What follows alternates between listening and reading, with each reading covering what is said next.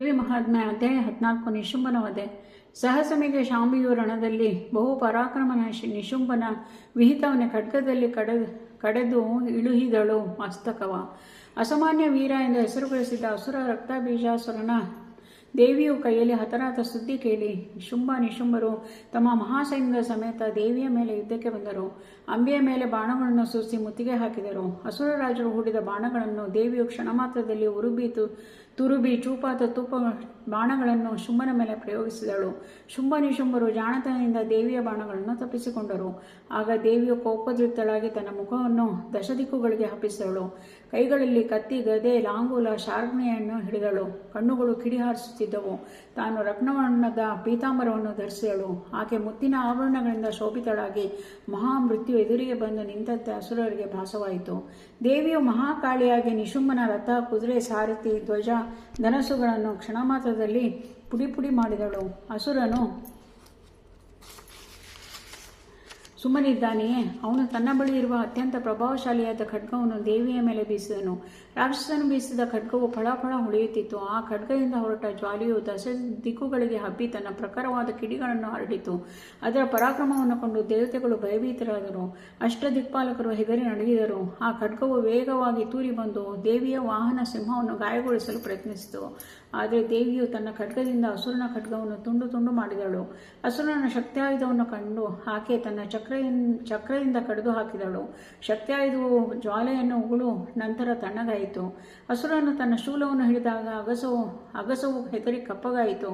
ಆ ಕಪ್ಪನೆಯ ಹೊಗೆಯಲ್ಲಿ ಶೂಲವು ಸೂರ್ಯನ ಕಿರಣದಂತೆ ಫಳಫಳ ಹೊಳೆಯಿತು. ಅದರ ಉಜ್ವಲವಾದ ಬೆಳಕು ಶಕ್ತಿಗೆ ಸಪ್ತ ಸಾಗರಗಳು ಬತ್ತಿ ಹೋದವು. ದೇವತೆಗಳು ತಮ್ಮ ಅಂತ್ಯಕಾಲ ಸಮೀಪವಾಯಿತು ಎಂದು ತಿಳಿದು ಹಿಮಾಚಲದ ಗುಹೆಯಲ್ಲಿ ತಲೆಮರೆಸಿಕೊಂಡರು. ಶುಂಭನು ತನ್ನ ಭಯಂಕರವಾದ ಶೂಲವನ್ನು ಒಗೆದು, ದೇವಿ, ಈ ಶೂಲವನ್ನು ಹಿಡಿ ನೋಡೋಣ ಎಂದು ಅಪಹಾಸ್ಯ ಮಾಡಿ ನಕ್ಕನು. ಅಸುರ ವೈರಿ ದೇವಿ ಹೆದರುವಳೆ. ಅವಳು ತನ್ನ ಖಡ್ಗದಿಂದ ಭಯಂಕರವಾದ ಶೂಲವನ್ನು ತುಂಡು ಮಾಡಿದಳು. ರಾಕ್ಷಸನು ರೋಷದಿಂದ ಗದೆಯನ್ನು ದೇವಿಯ ಕಡೆಗೆ ತೂರಿದನು. ದೇವಿಯು ಪ್ರತ್ಯುತ್ತರವಾಗಿ ಶಿವನ ತ್ರಿಶೂಲದಿಂದ ಗದೆಯನ್ನು ಮುರಿದು ಹಾಕಿದಳು. ಗಂಡು ಗೊಡಲಿಯನ್ನು ತೆಗೆದುಕೊಂಡು ಅಸುರನು ದೇವಿಯ ವಾಹನ ಸಿಂಹಕ್ಕೆ ಹೊಡೆದು ನಂತರ ದೇವಿಯ ಕಿರೀಟಕ್ಕೆ ತಾಕಿಸಿದನು. ಆಕೆಯ ಕಿರೀಟದಿಂದ ಮುತ್ತುರತ್ನಗಳು ಹೊರಚೆಲ್ಲಿದವು. ದೇವಿಯು ಬೆಂಕಿಯ ಜ್ವಾಲೆಯನ್ನು ಉಗುಳುತ್ತಾ ಗಂಡು ಉಡಲಿಯನ್ನು ಚೂರು ಮಾಡಿದಳು. ಪುನಃ ರಾಕ್ಷಸನ ಎದ್ದು ನಿಂತು ದೇವಿ ಹಾಗೂ ಸಿಂಹಕ್ಕೆ ಹೊಡೆದನು. ದೇವಿಯ ಪರಾಕ್ರಮಕ್ಕೆ ಹದ್ದು ಎಲ್ಲಿದೆ? ಆಕೆಯು ತನ್ನ ಅರ್ಧಚಂದ್ರಾಕಾರದ ಕೊಡಲಿಯಿಂದ ಅಸುರನನ್ನು ಘಾತಿಸಿದಳು. ಪರ್ವತಗಳನ್ನು ಚೂರು ಮಾಡಲು ಶರಗಳನ್ನು ಉಪಯೋಗಿಸಿದಳು. ಆಕೆಯ ವೇಗವನ್ನು ಕಂಡು ಸಮುದ್ರಗಳು ಅಲ್ಲೋಲ ಕಲ್ಲೋಲಗೊಂಡವು. ರಾಕ್ಷಸರ ಮೇಲೆ ದೇವಿಯು ಆಕೆಯ ವಾಹನವಾದ ಸಿಂಹವು ಸಿಡಿಲಿನಂತೆ ಎರಗಿತು. ದೇವಿ ಹಾಗೂ ಅಸುರನ ಆರ್ಭಟಕ್ಕೆ ಪ್ರಕೃತಿ ಕಿವುಡಾಯಿತು. ಬಿಲ್ಲಿನ ಶಬ್ದಕ್ಕೆ 3 ಲೋಕಗಳು ಆರ್ತ್ಯನಾದ ಮಾಡಿದವು. ಬ್ರಹ್ಮಾಂಡವು ಒಡೆದು ಹೋಯಿತು. ಶುಂಭ ಹಾಗೂ ಮಹಾಲಕ್ಷ್ಮಿ ಭಾರತಿ ಎಂದು ಸ್ತುತಿಸಲ್ಪಡುವ ದೇವಿಯ ನಡುವಿನ ಯುದ್ಧವನ್ನು ನೋಡಿ ದೇವತೆಗಳು ಉಘೆ ಎಂದು ಕೂಗಿದರು. ಸೌಂದರ್ಯವತಿ ಭಾರತೀಯ ರೂಪವು ರೋಷದಿಂದ ತಾಪದಿಂದ ಕಂಗೆಟ್ಟಿತು. ಆಕೆ ಉಗ್ರತೆಯ ದೀಪದಂತೆ ಜ್ವಲಿಸುತ್ತಿದ್ದಳು. ಶುಂಭನು ಉಗ್ರನಾಗಿ ಹೂಂಕರಿಸುತ್ತಿದ್ದನು.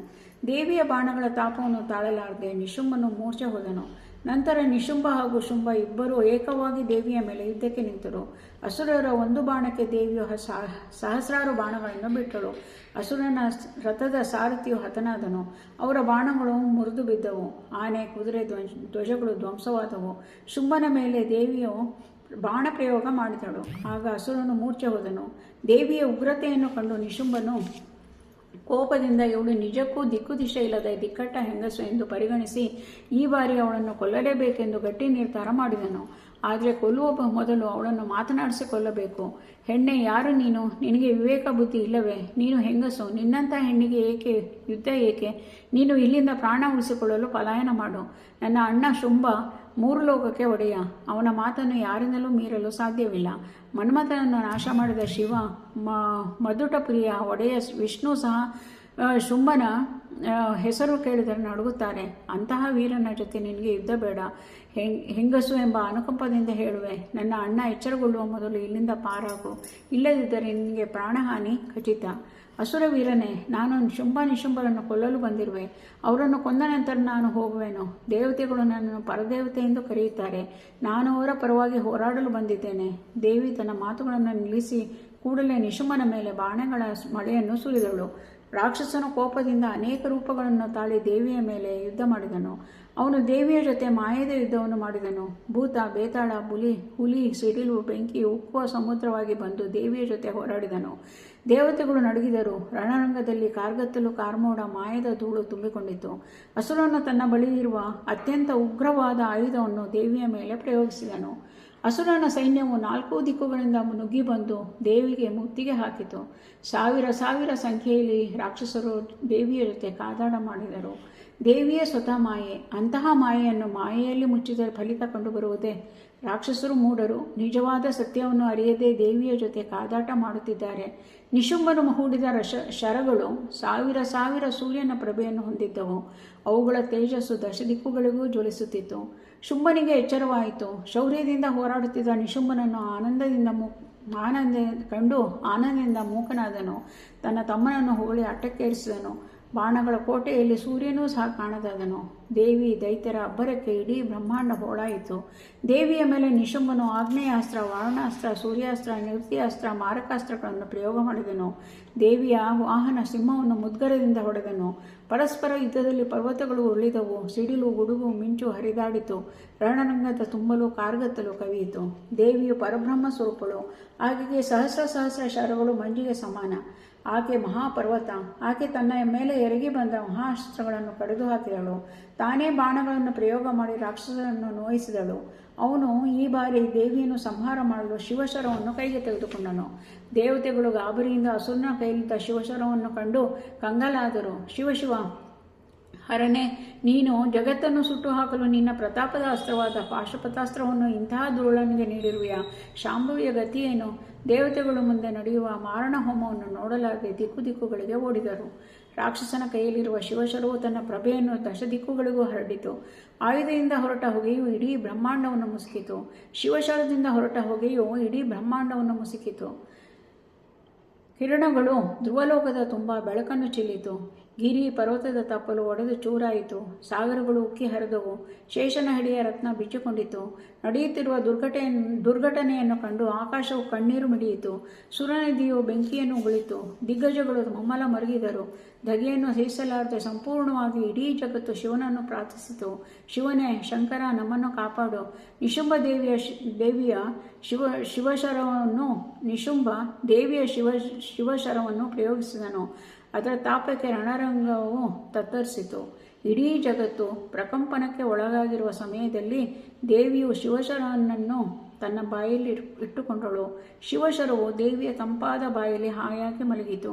ಈ ದೃಶ್ಯವನ್ನು ಕಂಡ ದೇವಾನುದೇವತೆಗಳು ಬೆಕ್ಕಸಬೆರಗಾದರು. ಅಸುರನು ಕೋಪದಿಂದ ಚಕ್ರವನ್ನು ಹಿಡಿದು ಮಹಾವಿಷ್ಣುವಿನಂತೆ ಚಕ್ರವನ್ನು ದೇವಿಯ ಮೇಲೆ ಎಸೆದನು. ಆಗ ದೇವಿಯು ಸುನಾಯಾಸವಾಗಿ ಚಕ್ರವನ್ನು ಕೈಯಿಂದ ತಡೆದಳು. ಕೋಪ ತಾಳಲಾರದೆ ಅಸುರನು ಗದೆಯಿಂದ ದೇವಿಗೆ ಹೊಡೆದನು. ಗದೆಯು ಪುಡಿಯಾಯಿತು. ಕೊನೆಗೆ ರೋಸಿ ಹೋಗಿ ದೈತ್ಯರಾಜನು ಕೈಗೆ ಖಡ್ಗವನ್ನು ತೆಗೆದುಕೊಂಡನು. ದೇವಿಯನ್ನು ತನ್ನ ಖಡ್ಗದಿಂದ 100 ಬಾರಿ ಹೊಡೆದನು. ಹಾಗೆಯೇ ಶೂಲದಿಂದ 1000 ಬಾರಿ ತಿವಿದನು. ಅವನ ಹಸ್ತವನ್ನು ದೇವಿಯು ಕಚ್ಚಿದಳು. ಗದೆ ಹಿಡಿದ ರಾಕ್ಷಸನ ಹಸ್ತವನ್ನು ದೇವಿಯು ಕತ್ತರಿಸಿದಳು. ದೇವಿಯ ಕಾಲುಗಳನ್ನು ಒದೆಯಲು ಅಸುರನು ಬಂದಾಗ ಕೂಡಲೇ ಆಕೆ ಅವನ ತೊಡೆಗಳನ್ನು ಮುರಿದು ಹಾಕಿದಳು. ಅಸುರನು ಬಹಳ ಧೈರ್ಯಶಾಲಿ. ಅವನು ತನ್ನ ಬಾಯಿಯನ್ನು ಅಗಲವಾಗಿ ತೆಗೆದು ದೇವಿಯನ್ನು ನುಂಗಲು ಪ್ರಯತ್ನಿಸಿದನು. ದೇವಿಯು ದೈತ್ಯನ ಶಿರವನ್ನು ಕತ್ತರಿಸಿದಳು. ದೇವಿಯು ಕಡಿದ ಶಿರವು ಆಕಾಶದಲ್ಲಿ ಹಾರಾಡುತ್ತಾ ಶಿವನ ಬಳಿಗೆ ಬಂತು. ಶಿವನು, ನಾನು ನಿಮ್ಮವನೇ ಅಲ್ಲವೇ ಎಂದು ರಾಕ್ಷಸನ ಶಿರವು ವಿಷ್ಣುವಿನ ಬಳಿಗೆ ಬಂದಿತು. ಆಗ ವಿಷ್ಣು, ನಾನು ನಿನಗೆ ಸರಿಸಾಟಿಯೇ ಎಂದು ಪ್ರಶ್ನಿಸಲು ರುಂಡವು ದೇವಾನುದೇವತೆಗಳ ಬಳಿಗೆ ಬಂತು. ದೇವತೆಗಳು ಹೆದರಿಕೆಯಿಂದ ನಡುಗಿ, ನಾವು ನಿನ್ನ ಸೇವಕರು ಎಂದು ಕೈಮುಗಿದು ಬೀಳ್ಕೊಟ್ಟರು. ರುಂಡಕ್ಕೆ ಕೋಪ ಬಂದು ದೇವಿಯ ಬಳಿಗೆ ಬಂದು ಮುತ್ತಿಗೆ ಹಾಕಿತು. ತನ್ನ ಬಳಿಗೆ ಬಂದ ರುಂಡವನ್ನು ದೇವಿಯ ಕೋಪದಿಂದ ಪುಡಿ ಮಾಡಿದಳು. ರಣರಂಗದಲ್ಲಿ ಉಳಿದ ರಾಕ್ಷಸ ಸೈನ್ಯವನ್ನು ದೇವಿ ಯಮಲೋಕಕ್ಕೆ ಅಟ್ಟಿದಳು. ಆಕೆಯ ಬಳಿಯಿದ್ದ ಅನೇಕ ವಿಧವಾದ ಆಯುಧಗಳಿಂದ ರಾಕ್ಷಸರ ಸೈನ್ಯವು ಸಂಪೂರ್ಣವಾಗಿ ನಾಶವಾಯಿತು. ದೇವತೆಗಳು ಹರ್ಷದಿಂದ ದೇವಿಯನ್ನು ಸ್ತುತಿಸುತ್ತಾ ಗುರು ಚಿದಾನಂದಾತ್ಮನನ್ನು ನೆನೆದರು. ಇಲ್ಲಿಗೆ ನಿಶುಂಭವಧೆ ಎಂಬ 14ನೇ ಅಧ್ಯಾಯವು ಸಂಪೂರ್ಣವಾಯಿತು.